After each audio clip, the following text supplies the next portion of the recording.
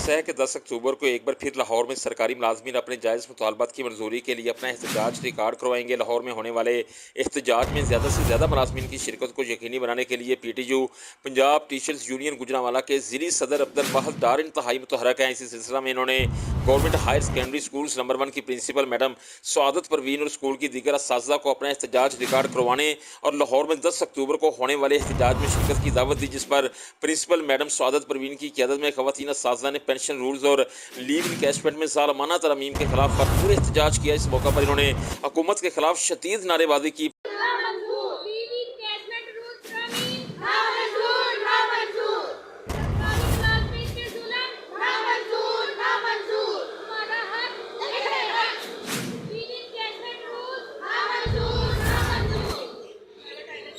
Principal government higher secondary schools number 1 madam Saadat Parveen ने हुकूमत से मुतालबत करते हुए कहा कि मुलाजमीन के इस साल को बंद किया जाए, रिटायरमेंट पर मुलाजमीन को पूरी रकम दी जाए, नए पेंशन रूल्स में तब्दीली को ख़त्म किया जाए, कॉन्ट्रैक्ट मुलाजमीन को मुस्तकिल किया जाए। PTU के ज़िली सदर अब्दुल वाहिद डार और मैडम सआदत परवीन का कहना था कि ब्यूरोक्रेसी अपनी अयाशियाँ बंद करे, किसी को भी मुलाजमीन के हकूक़ पर डाका नहीं डालने देंगे। मुलाजमीन के जायज़ हकूक़ पर शब खून मारने वाले, चाहे वो कोई भी हो, कितने ही बाअसर क्यों ना हो, को इबरत का निशान बना देंगे और 10 अक्टूबर को लाहौर में होने वाले एहतजाज में शिरकत करेंगे और मुतालबात की मंजूरी तक लाहौर में ही दमादम मस्त कलंदर होगा।